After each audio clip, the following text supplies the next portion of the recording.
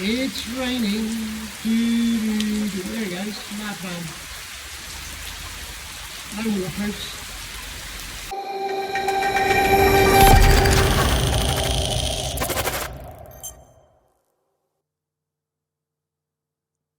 Welcome everybody to episode 23 of the Lure Fishing Podcast. Got Tom with me again. Thanks for coming. Again. You're welcome. You're welcome. I like doing these. They're awesome. Yeah, I really like them. Oh, that's cool. It's nice having some company. Oh, bless. Because last week I liked it. Did you? I did. I liked the format. I liked the cutaway segments, but most of all, Steve Beard. That's interesting. I googled Hobie links straight afterwards, and I thought I can't afford that. But I went straight for it. Went straight to it. It was really good episode. Well, loved it. First, thank you for the feedback. And you're welcome. Appreciate that because it's a bit of a weird one doing it on your own. It felt a bit like Matt Hayes from the 80s. You didn't have the gold fishing multiplier reel in front of you, though. No, but you know what I mean. It was like I thought this is a bit weird, but I prefer it with two people. But you actually like that setup, didn't you? I did like that setup. Yeah. So we're going to try different things, aren't we? Yeah. So episode 24, not to give anything away, might be trying that again. We'll see what we can do.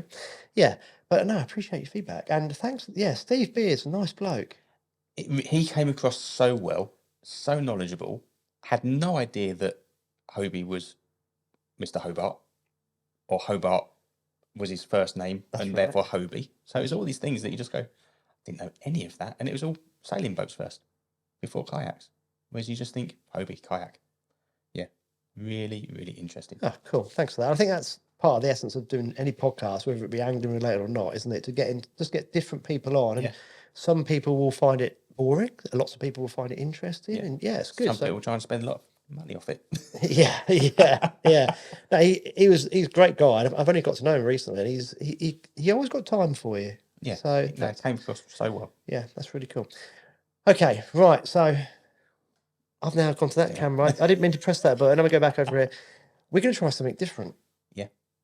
I'm looking forward to this. So, a couple of viewers made comments, didn't they? That they did. We should do a review of YPC UK. So for those of you who don't know, this is the YouTube Predator Cup, but it's the one that was held this summer in the UK. Yes. Now, there's a YouTube Predator Cup that's based in Holland. Yeah, because it's Hext and Barsh channel, isn't it? It's Hext and Barsh basically is NMAB. Yeah. Yeah. So I'll try and explain this as we go through it. But Daniel, who is co-owner of Hext and Barsh, it's Hext and Barsh's pike perch or pike perch in German. Yeah. He started off doing a blog on Facebook about his fishing adventures. Okay. And he got a lot of traction. And then he started off doing a YouTube channel of his fishing adventures. Yeah. And I think that was way back in 2010, 12, 14 time. And then in 2016, him and his brother-in-law threw some money at this and started developing lures. That's crazy. And that is how NMAB came about. It's the dream. Amazing. They work so hard at it. Yeah. Anyway, the reason we're going to talk about YPC is obviously you guys asked us to, but also I think you need to just introduce this, that we've got a bit of a coup. Yeah, well, one of the cameramen for YPC is here. So we have got footage and unseen footage as well. And backstories. And backstories to some of it. And I want to react to it, but Andy's shown me a few of them and I've just gone, what? So, yeah. Let's go back. So Dan Bucknall, DB Fishing, obviously had that business link with NMAB. Yes. And I know Dan quite well now because he came on the podcast last year and he's a lovely guy. And he contacted me months ago, would I fancy being a cameraman? Now, I'm okay, but I'm no Steven Spielberg of it all. So I just went, why not? So basically, I was one of the cameramen for this comp. Now, this gets crazy because it was like stepping into this world of craziness and no sleep and running around like loons. And I'm going to we'll talk about bits in a minute. But basically, we were based in a hotel in Birmingham while the Ashes test match was going on at Edgbaston. So we're in the same area as the cricket, which was, again, I thought, wow, we're meeting in Edgbaston when the test match is going on. It was busy. to start off with. Yeah. So the back end of the test match. And I get there and I'm thinking, I don't have any idea of how this is going to pan out. And initially I was going to use their cameras because I didn't want to use my cameras in the rain, which was going to be a poignant piece that you'll see. And that's why they didn't want you to use their cameras. Or you didn't use their cameras in the end. I don't think their cameras were ever going to be used. No. So it was so my concern, being a very novice cameraman in the field, is the weather. Yeah. Because these things, I mean, we used that one there is an expensive one. Don't want it to get wet and knackered, basically. But there's lots of reasons why I'll come back to this. You'll see in a minute. Let's face it, the UK summer is known for it. It's very moist. Yes, a lot of moisture in the air. So this was the third episode that came out. By the time so actually episode 4 will have come out by the time this podcast comes out. But also we're going to talk about episode 3 and we'll go back in time a little bit. So we all convened at the hotel on the Sunday. The anglers turned up for their intros and the cameramen, and I thought this is going to be great fun. Well, it was great fun. It was brilliant. A brilliant week. So tiring, but I'll get onto that as well. And Daniel was divvying up cameramen for anglers. Now, he wanted to put the cameramen were also the judges, so he wanted the cameraman to go with somebody who didn't know anybody. Right. Well, bugging me, I knew everybody. Yeah. So, Andy, do you know so and so? Yeah. Yeah. So, who don't you know? I've never met Ginge before, Chris. Well, you're going to have to go and pick him up. I thought it's like, oh, what? You've got your car here, yep. So, the other thing was the anglers had to be at the hotel, but Chris can't drive. So, Chris, the ginger fisherman, couldn't get there. So these are the logistical problems. It was like, bloody hell. So I didn't mind doing that bit. Well, the first day, it got very tiring very quickly. But day 1, I was with DB. So DB has got a very small hatchback. Right. And DB, I think, thinks he's a rally driver. Okay. Shall I just show you this clip here? Yeah, go on. Let's see it. Second day filming with DB. Can't tell you what's happened. Big secret. You can see that I've got some nice salt lines, so I've been working I've got a nice red face, white here, red here, some nice salt lines. All he's had to do is fish. I've been the sad little man running around with a camera trying to film him. So you've got to watch this in end of October, I think it's coming out, starting to lead up to Christmas. So Dan's second day is done. We are now going to refresh ourselves at McDonald's. You just hit warp speed. Now that was actually that was the end of day 2, which hasn't come out yet. But that footage won't be seen because that was taken on my phone. Yeah. Yeah, I did hit warp speed, but I'm going to show. We're going to go back to episode 1, and I'm going to show Dan at the beginning, and I'm going to explain as we're watching this what the hell was going on. Right. Let me just set the scene. So this is right at the beginning of day 1, and we had to leave Birmingham about 6 o'clock, 6:30, rush hour. And Birmingham is Busy. yes. So this was rush hour, and we've got through the rush hour part, but obviously everything's snarled up. And DB isn't competitive at all, a bit like Chris, until they know the camera's on them, and then it's like, oh yeah. So now Dan is panicking because we're nowhere near his spot and he wants to start fishing. So this little hatchback becomes this like rally car. It's incredible, right? And I'm trying to do an intro, film him doing an intro. Oh, hi guys, beginning of day 1. I'll show it to you. So watch this. And then just imagine we're going a lot quicker than it actually looks. Welcome to the first episode of the YPC UK. We have been driving off 2 hours. The fishing was supposed to start at 8 a.m. It's now 8:15. We're just about to get to the spot. From where I'm guessing the other guys are fishing, I'm hoping they're going to struggle a lot today. We've got You can't see the lane. I can see the bush. The lane isn't wide enough for one car. Dan Brackley, who's a boat angler. Let alone Lady Mason, who's a 2. boat angler. And he's trying to look at the Ryan camera Dobbs, who- and the road. And I'm trying to hold it still. And I'm actually perched on the edge of the car seat. And I'm bouncing around. My head's hitting the roof, trying to hold this camera still. And also the sun's coming straight through this window. And it's like, oh, So are these his local waters? So he knows these roads like the back of his hand? Or is this somewhere new and he's just yeah, he kept saying, no, it'll be all right. I go, bloody hell, Dan, you're going to kiss me. No, it'll be all right. It doesn't. And I'm trying to, so I'm actually, I've got one hand on the camera, And the other hand, I'm on the seat of the car going, bloody hell, what's going on? So, yeah, that kind of like should have been a precursor to what was going to happen. It was funny. Not your best cameraman intro into it then. When I saw this, I'm thinking, bloody hell, they've used it. Whoa. Yeah, because I looked at it and I knew you were the cameraman. And I was like, we've spoken a lot about lighting and camera stability. I wonder what happened. And there you go. This gets worse. There you go. This gets worse. So that was the first day of filming, which was the first 2 episodes. Excuse me. So How many days were there? 5. So day 2, I then was driving to pick up the infamous Ginger Fisherman, which I was really looking forward to as well.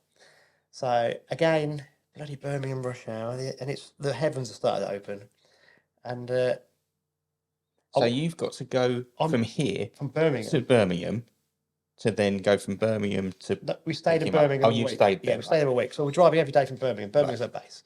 So I've now got to drive to Chris's. Now, I'm not going to give away where he lives, but so I've got my Google Maps up in the car, and I'm hooning it because I'm thinking this is going to take me 2.5 hours. Bloody hell! Yeah. So I've got to his about 8:45, and the fishing starts at 8. Yeah. And I've literally gone down this little road where he lives, and I've seen his face sticking out of his front room window. I'm thinking, I've never met him before. Yeah. He's just going, waving at me. I'm thinking, how the bloody hell does he know it's me? I was told him what car I'm coming in. He goes, park in the car park, the community car park. So I've gone in the car park. And then he's appeared by the back gate with waders, T-shirt, rucksack, rods. And he's going, I'm ready. And I'm thinking, I'm not. I said to him, I've just got here and it's just started raining. I'm thinking, no. So we put my GoPro on him. We got that sorted. And he's brilliant because... So you're just walking from his house? So he says, we'll walk from here. So I've got my chest... Because he's already told me I need my chest waders. So I've got my chest waders on. I've got my waterproof on.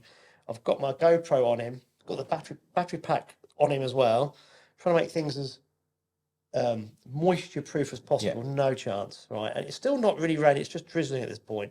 The big camera I've wrapped in a bin liner and I put it in my rucksack. I'm thinking, don't rain, please don't rain. So we've walked from his house down to his local river, and as we're walking down, it's just got heavier and heavier and heavier and heavier. And you saw the intro we're actually under a bridge. But I'm going to show you the bit. So, but basically, I'm going to show you this bit first. So this was several hours into the fishing, and I'm getting messages from Daniel. Are you managing to collect the content? I'm going, no. I said, it's absolutely pissing down. Is this where they said that he has no camera? That's why he's... They said the camera had gone down. No, it hadn't. It was staying in Andy's rucksack. It was raining that hard. My camera was getting wet in my rucksack. Chris is out with no waterproof coat, and we're under a bridge at this point. So I'm just going to show you this bit here. Am I getting paid danger money for doing this? Daniel, look, we're having to take shelter under a bridge. It's pissing down. You found a spot. I need danger money. No, Chris was brilliant because we kept using bridges to film. Mr. Danger himself. We haven't drowned yet. And he is. And that's it. So it's just T-shirt.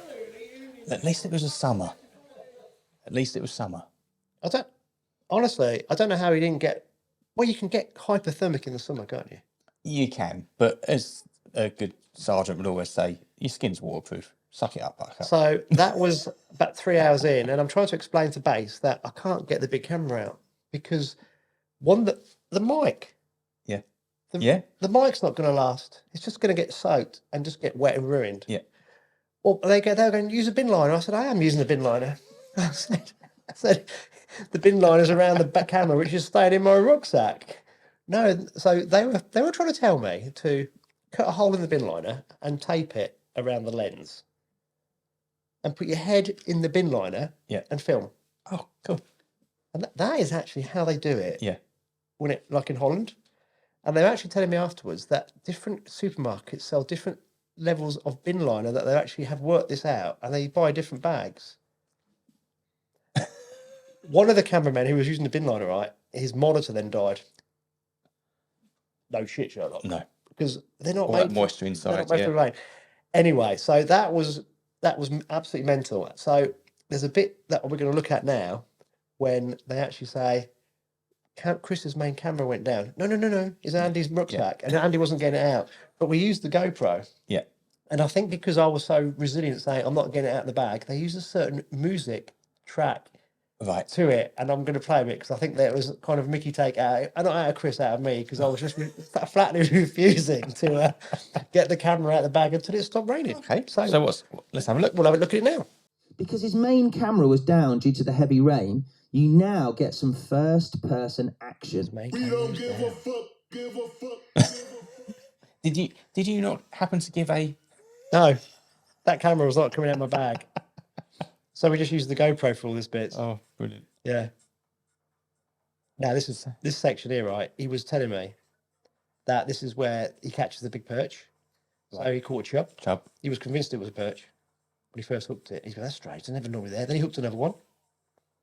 And they didn't count, did they? They count on top water because you can catch different species on top water. Right. So there's another one. And these were clonkers. And he catches a third one. This one here. How can chub not count? In a summer lure fishing competition. Look at that one. It's amazing fish. I've got some extra footage of it. I'll show you. I took off my camera because I'm standing under a tree trying to stay dry. Sure. But yeah, so we had to use the GoPro in this bit because it was absolutely hooning down. But under the tree there, when he's caught that third chub, it was just crazy. I was taking pictures for him and just trying to keep stuff dry because even under these trees, it was coming down.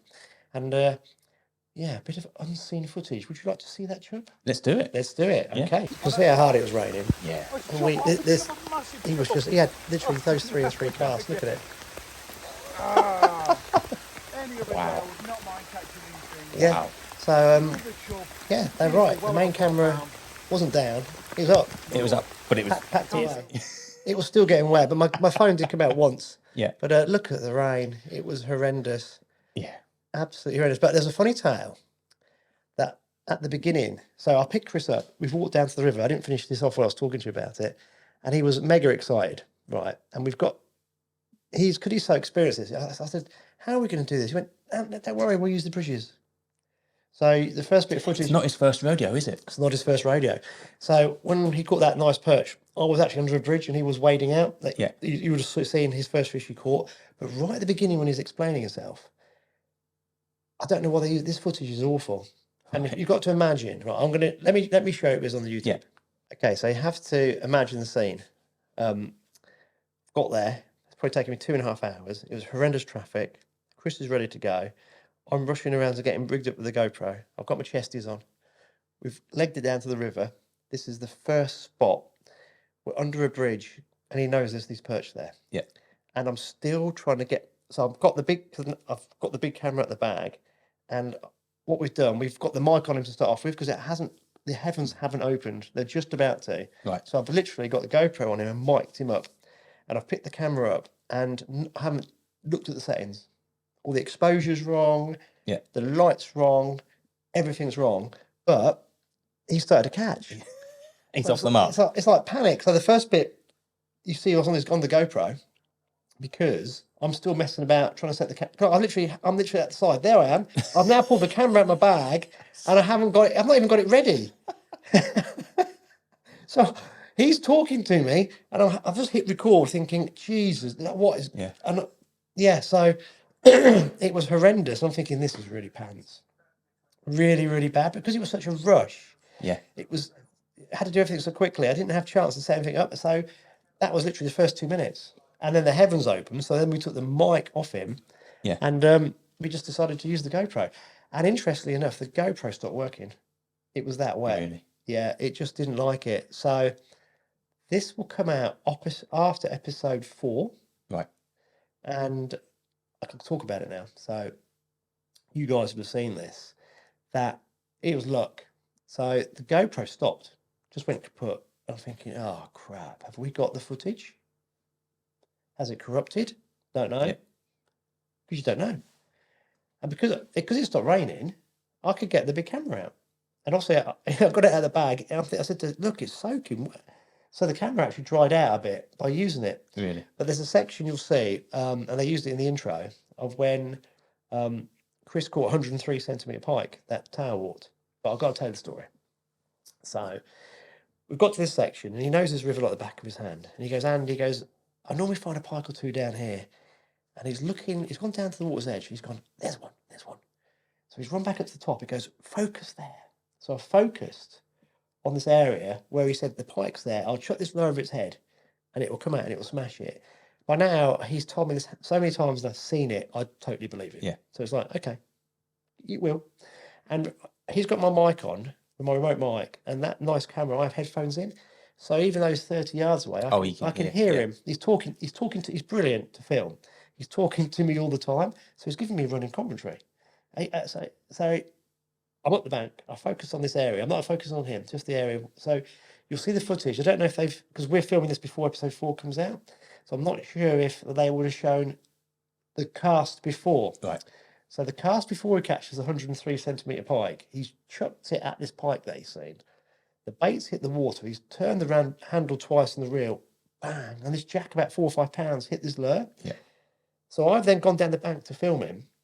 He's playing this fish and it's come off. No, he's telling me, oh, there's a bigger one there. Just before the small one's hit, he's going, oh, bloody hell, there's a bigger one.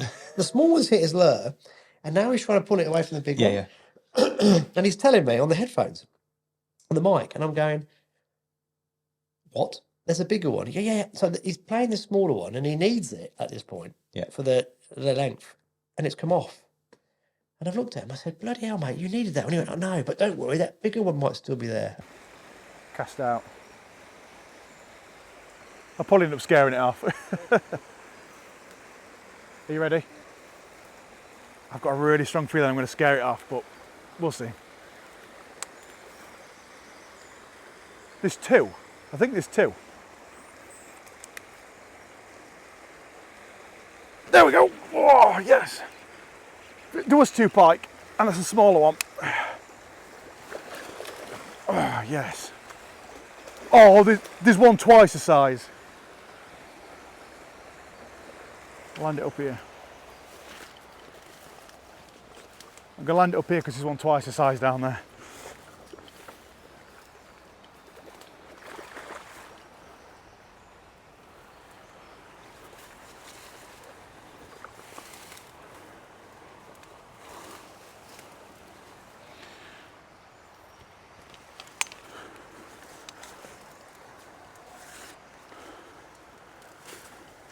Oh!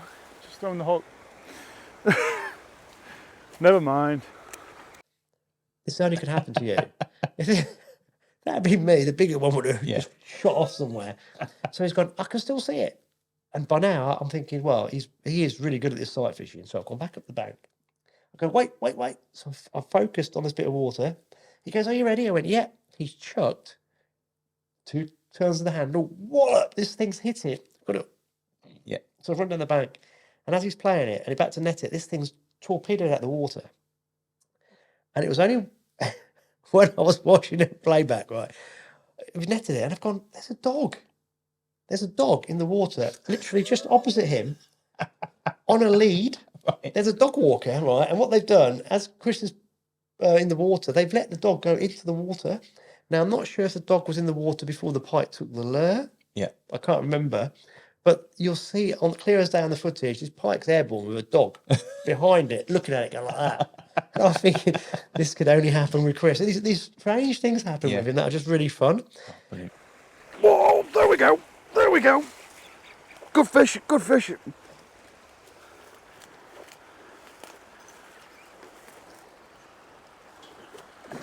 Oh, Jesus. That's a good pike. Oh, man. Come on, that's the one I didn't want to scare her off. I'm glad I didn't. Oh, Jesus Christ. Yes. What a pike. A pike. Now, we've now got the fish on top of the bank, and now we've got an audience. And I'm filming him unhooking it, and he's just about to measure it, and I'm doing this. And here's something, because I've got these headphones in. I'm going, what bloody hell's that? So I'm like this, trying to concentrate, trying to keep the camera steady, because I've done a pretty shit job so far. And I've turned around, and there's a face. There's an old lady just here, right? And she's talking to me, and I'm going, she's oblivious. Nothing. And you know, it's brilliant. She goes, she must have been about 80, and she goes, oh, do you know what? Seeing that pike reminds me of fishing down here with my dad when she was a kid. Yeah. And I thought, wow. So I'm now not paying attention to Chris, just talking to this lady, going, that's amazing. Anyway, so he's now measured it, and there must be like 10 people watching from different vantage points. And the old lady's walked back round me, and she's walked down here. And I don't know if we got it, because I haven't seen episode 4 yet. You guys would have done, but I haven't seen it yet. So by the time we've done this recording, and she actually walks up to Chris and she strokes the pike. Yeah. Beautiful female. And she starts talking to him about it. Wow. And do you know what? That we've got down the water's edge. She's released the fish, which I think you're going to see. Look at that girl. Beautiful 102 centimetre pike. I just lost one in the margin. I saw this one and I thought, I don't want to net the small fish over the big fish and risk scaring it. End up losing the smaller pike, and it was well worth it. 102 centimetre, absolutely nailed it. The biggest jump I've ever seen a pike do. Absolutely incredible. Let's let her go. This is an absolutely gorgeous fish.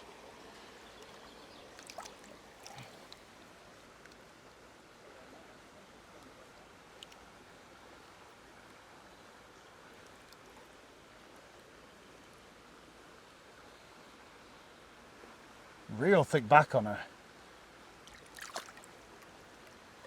See you later, big girl.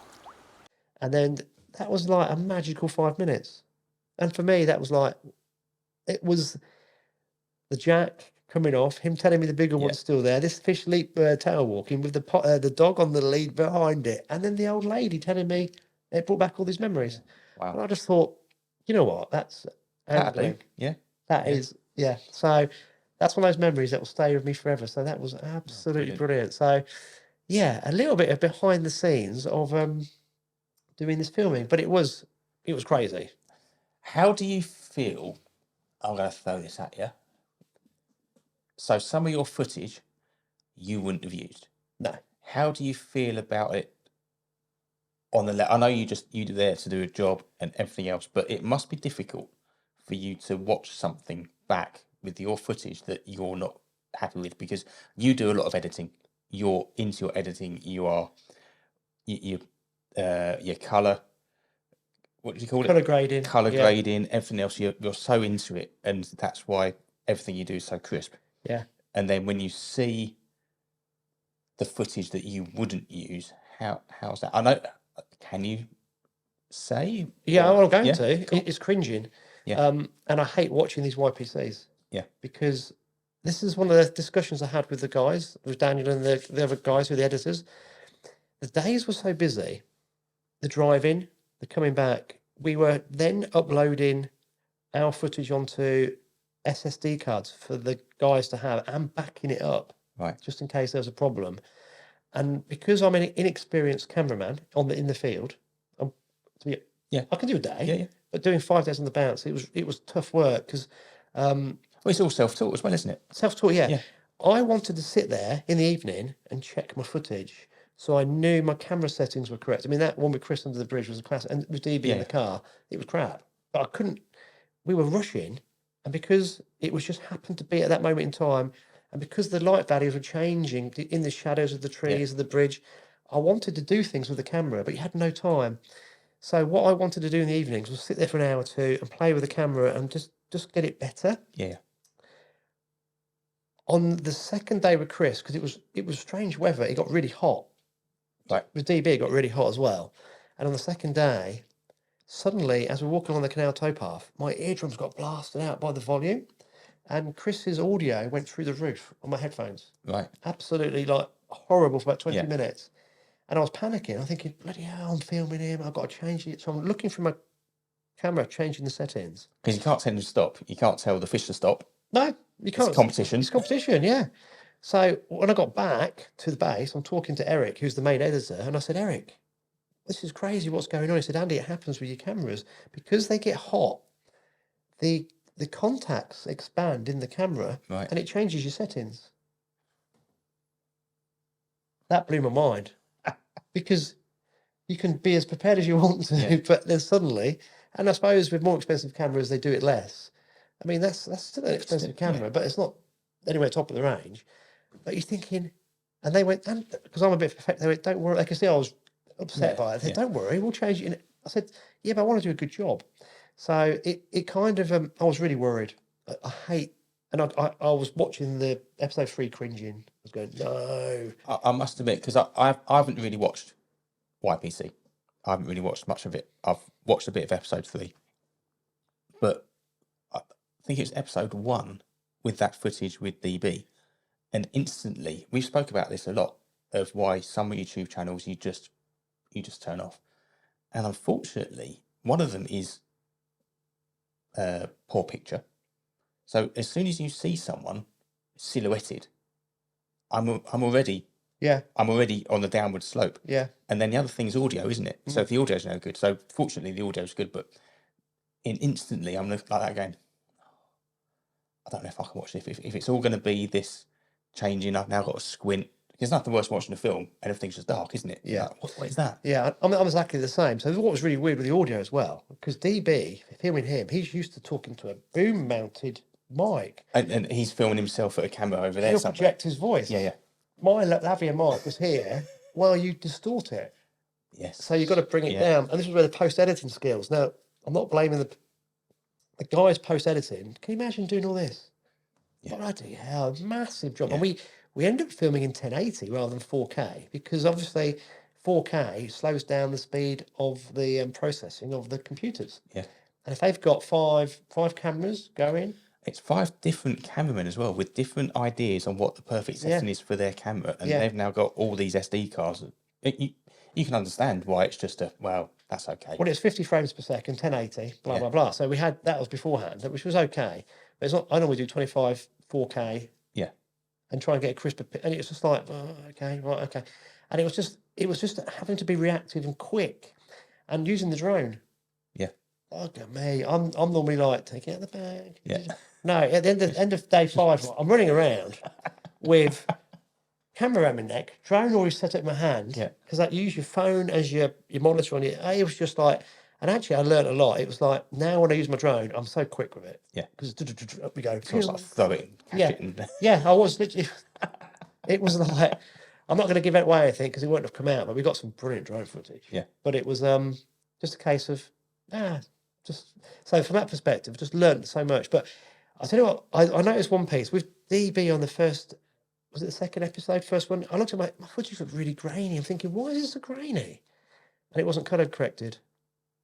And I was colour correct. Yeah. And I noticed they colour corrected the final outtake and it looked really crisp. Yeah. I'm thinking, I wish they'd done it on the rest, but it would have taken so long. But then again, you can cut and paste some of the settings. So it was interesting watching the final version go out from actually being behind the scenes. And when you do, well, you've seen some of my editing suite, it takes forever. And I spend a lot of time colour correcting most things, not on podcasts, but on other footage. And with this, I don't think they would have physically had the man hours because where do you stop? There must be a I suppose cut-off. it's that cutting room floor. Yeah. It's a great insight because you've done all this footage, even this footage that you've got here, the one we just seen with Chris and Lorraine with the yet another bloody chub. But there's so much of it. You know, that didn't even make it. That's off my phone. Yeah. Yeah, they won't want that. No. It'll come out really grainy on a big TV, won't it? So, I've got a hard drive full of the raw content. Yeah. And obviously, I'm not going to show it on here because it's not fair. So obviously, the guys need to show it off their channel. But yeah, I just think, and they had all those, if you think about it, they got my card. This is everything I wanted to do in the evenings. I wanted to go through the footage and delete because when you start filming something, there's wastage at the beginning, at the end, middle, and the end. Yeah. And I wanted to actually delete some of. They've got lots of content that was me testing the camera settings. Yeah. Because I do that all the time when I get time. Yeah. Is I'll pick the camera up and I'll point it at the person just to the left, right, and make sure the settings are correct. Yeah. But then I hit record, and then hence with Chris under the bridge when we first started, I didn't get time to do any of it. It was like, oh, he's talking to me. Hit record. He's trying to catch it. He has seen a perch and he's trying to catch it. That's why I saw the first bit with the chest cam and not me filming it, because I hadn't even hit record. It was like, crikey, this is quick. Yeah.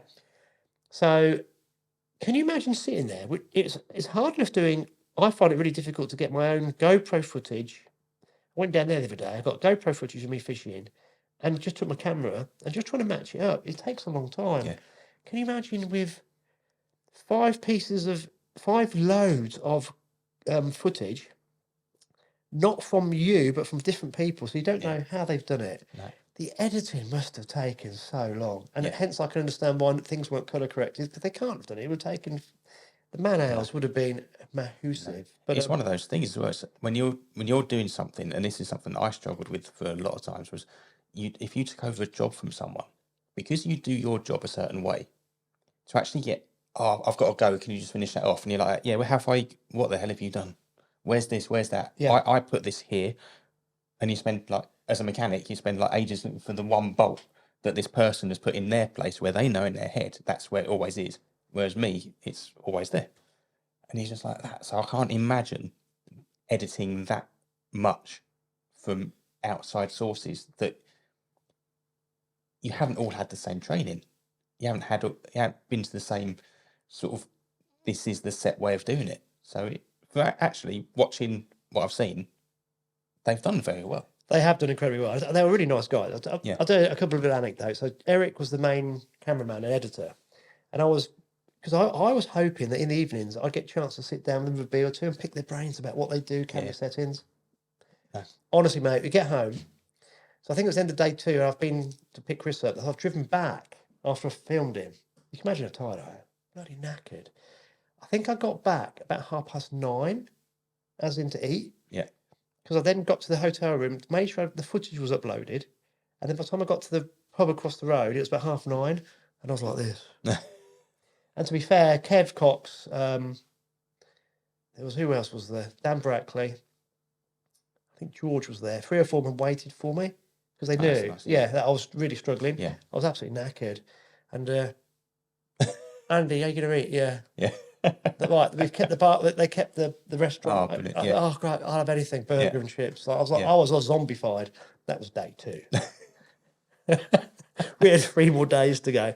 It was just wake up in the mornings. I was waking up going, because then before I went to get some food, I was uploading the footage, but I was charging batteries.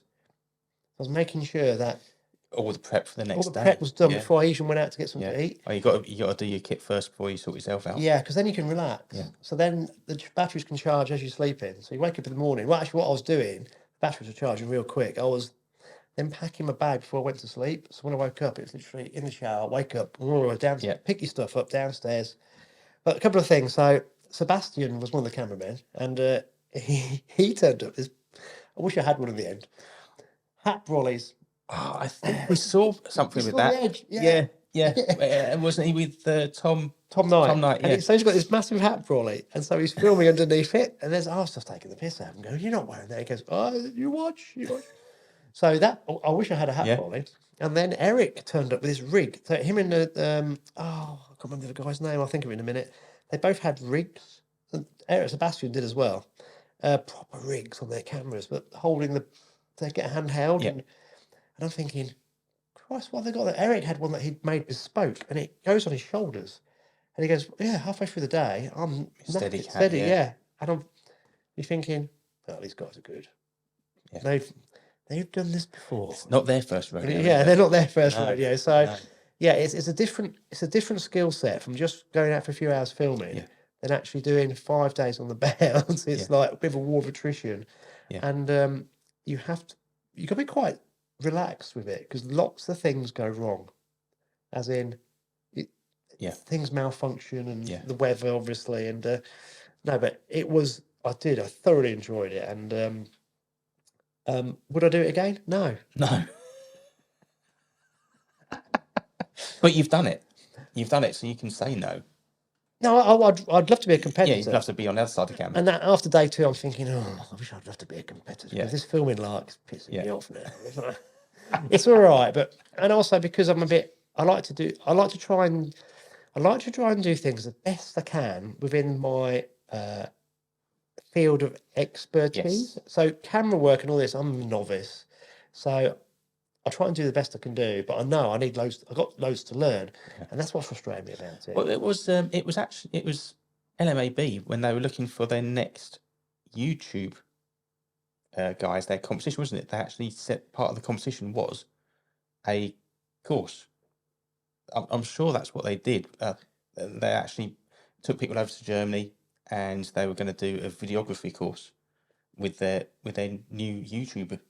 Oh, that's a good people. idea. Yeah, there I is. think that's really good. They do invest Yeah, into what they do. I think that's really good. Daniel's a smashing bloke. Yeah. And it makes me think I'm not putting enough energy into stuff I do.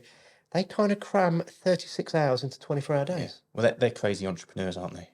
Brilliant. Yeah. And that's the only way you get on in life, isn't it? Yeah. And I just had my hats off to them because I thought, and they were, this film, I kept saying to them, you can't keep doing this. You're trying to cram 36 hours into 24. They go, yep, and that's what we do.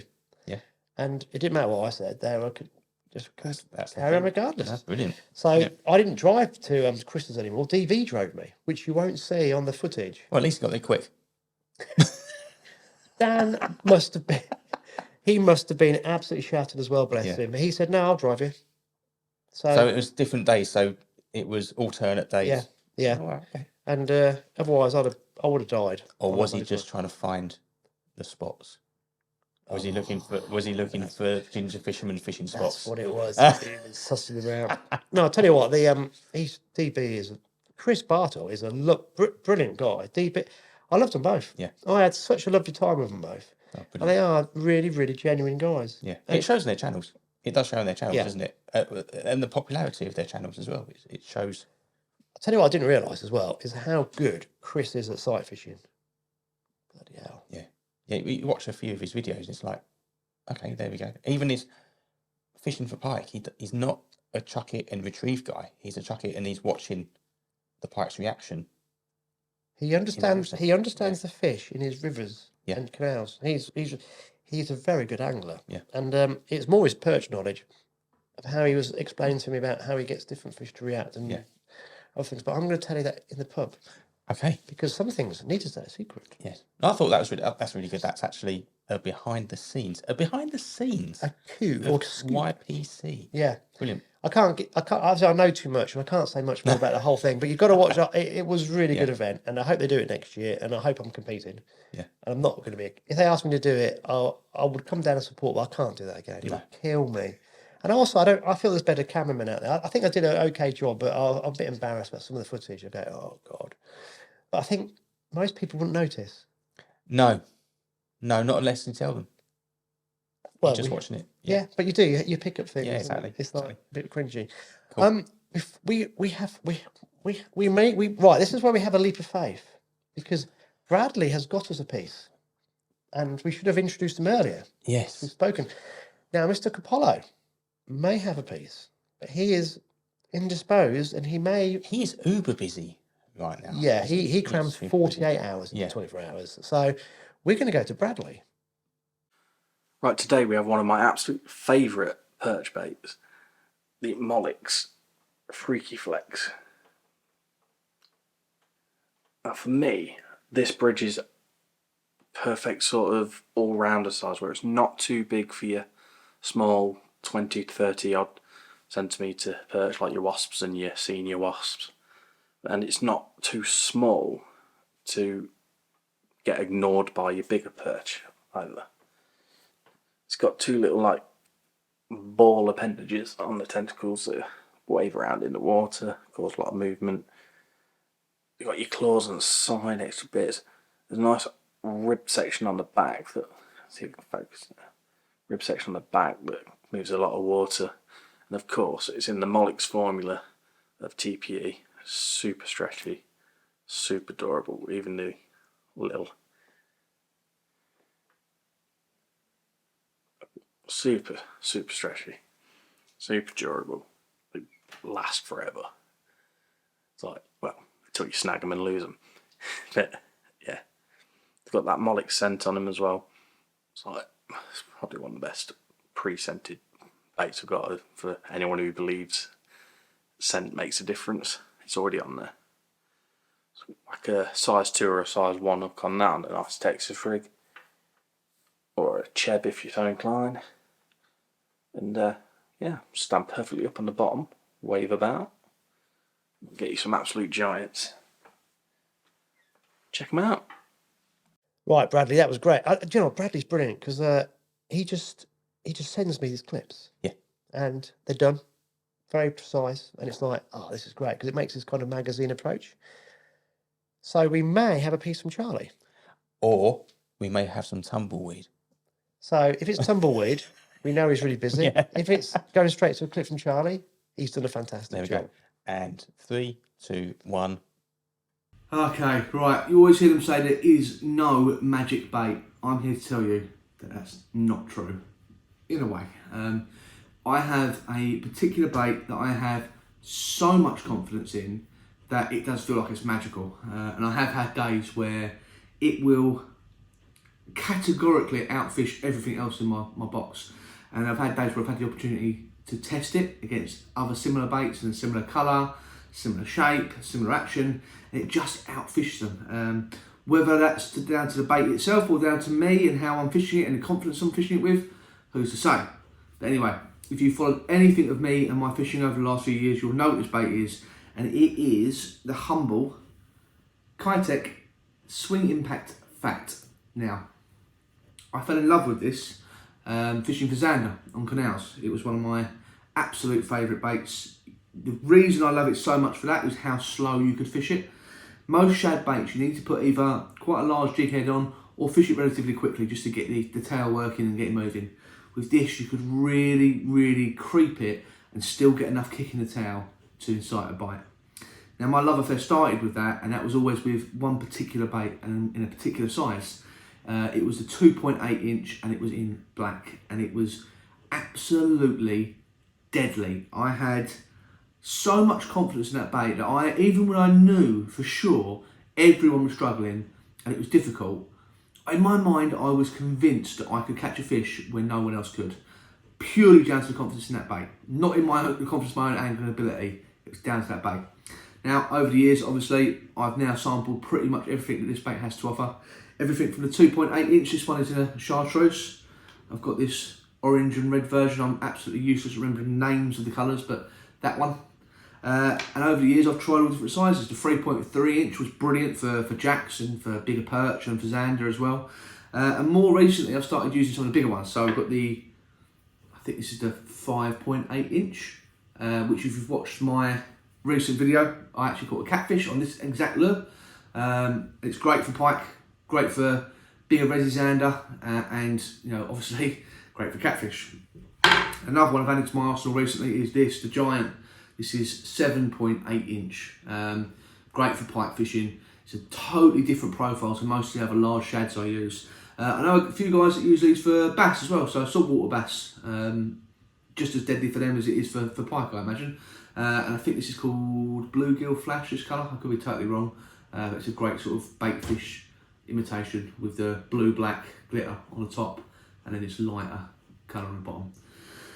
Right, so like I said, the reason I fell in love with it was more with how you could fish it and rather than the colour of it or the shape or anything like that. And it all comes down to this, it's that uber thin wrist of the tail. It's got a lovely chunky body which displaces a lot of water and gives a large profile. But the thinness of the wrist of that tail means you can fish it really slow. And one of the ways I like to fish for zander is almost like a sink and draw, especially on canals. Now I'd use something like a 2.8 inch or a 3.3 on like an incredibly light jig head, something like a 0.9 gram. Sometimes if there's a trickle of flow up to 2 grams. And the way I like to fish, I use the reel one. I use to literally move the lure. So you just put half a turn or one full turn on the reel handle just to raise the bait off the bottom, stop it dead, and let the bait fall back down to the bottom. Now with that, with the thinness of the tail, you can use really, really light jig heads to allow a much longer fall and still get action from the lure. You obviously get the same time on the fall on any shad. But what would happen is most shads would just fall dead straight and not do anything. There would be no action on the tail. And don't get me wrong, there's times where that is deadly, but we have not got time to go into that now. But this particular lure, that tail kicks so gently when it's falling slowly on a very, very light jig head. And I just found days where the Xander just cannot say no to it. And it's a great way to pick off fish that would follow a bait and then turn away. I feel like it's a good conversion bait. Yeah, I mean, I've nattered on about it enough in all my videos in the past. I think it was time I sat down and explained why I like it. And even the larger ones, you know, because of how thin the tail is comparably for the size of the bait, it's fantastic for fishing really slow in shallow water over like dying weed or emerging weed for pike. You can fish it really shallow up in the water. I've actually fished this bait weightless, just rigged with the trebles with no additional weight at all, because it doesn't need that weight to get that tail kicking. So if you're fishing somewhere super shallow, or you're fishing canals for zander, or lakes for catfish, or perch on reservoirs, or zander reservoirs, I highly recommend you to take a look at the Kitech Swing Impact Fat. Well, now we know. Now we know. Right, guys, that was a behind the scenes scoop. I keep saying coup, it's not the right word. Scoop. Coup de grace. Yeah. On YPC. If you'd like to know some more, we can delve again after we've seen a few more episodes. But maybe we could do a live react video. Actually, I pop round, we'll have a beer, and we'll watch it, and we'll do a react to one of the episodes. Guys, if you want to see that, yeah, let us know. Just thought of that. Oof. And also, I've got lots of other pictures and things that will never ever get shown the light of day. And I've got more anecdotes, but obviously I can't tell them because no, not yet. We need all the episodes to come out. Yeah, brilliant. But it was good. Right, buddy. Enjoyed that. Thank you very much for sharing it. Thanks for coming over. Happy days. Right, guys, we're going to draw this to close, and we'll see you on episode 24. Cheers. Ta-da.